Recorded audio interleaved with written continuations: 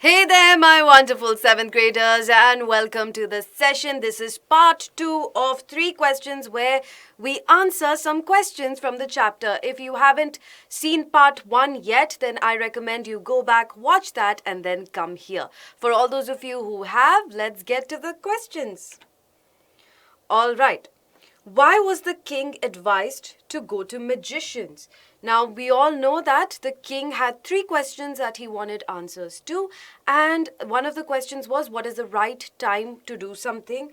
And some wise men thought that to know the right time to do something, you should know the future.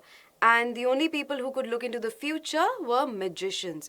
So, how can you answer this question? You can say, some wise men thought that to decide the right time to do something, one must look into the future, and only magicians were able to do that. So, they advised the king to go to the magicians. Alright? Easy peasy. Next question. In answer to the second question, whose advice did the people say would be important to the king? Now, what was the second question? The second question was, which people should he keep close to him? Which people should he listen to? And some wise men thought that he should listen to doctors, some, like I said, magicians. Others thought that he should listen to soldiers. Some thought that he should listen to priests. So everybody had different answers. We can say, in answer to the second question, some wise men believed that the king should have some counselors to give him advice. Some others said priests. Some other wise men said that doctors' advice was most important. And yet others believed that the soldiers were the most important. Alright, so you can remember counselors, people who sit in a council. Council is a group of people who advise the king. So counselors, priests, doctors, soldiers. Alright. Next question. What suggestions were made in answer to the third question? What is the third question? What is the most important thing for me to do? In answer to the third question, what is the most important thing to do? Some wise men responded that science was the most important thing. Some believed that fighting was the most crucial thing to do. And yet others said that religious worship was the most important thing to do. So here, for this question, you can remember 3 points. Science, you can remember religious worship, and you can remember fighting.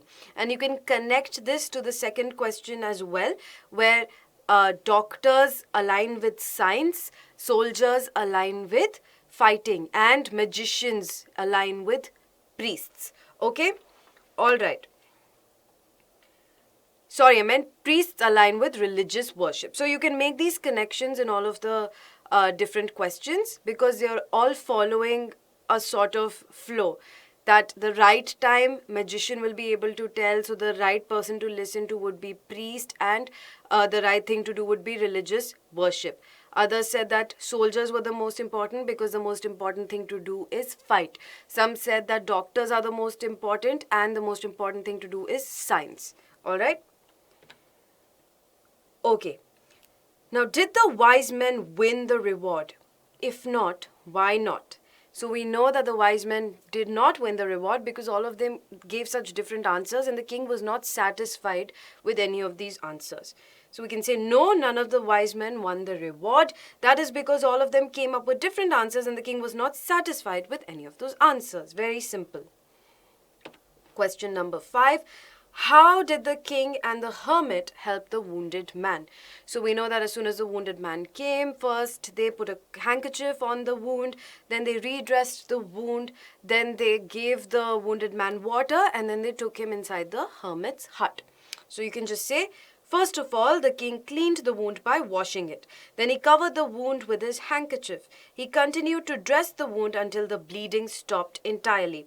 The king gave some water to the wounded man to drink, and then the hermit and the king took the wounded man inside the hut. Alright, that brings us to the end of this super quick part 2. And if you understand the story properly, you will be able to answer all of these questions. So nothing to worry about.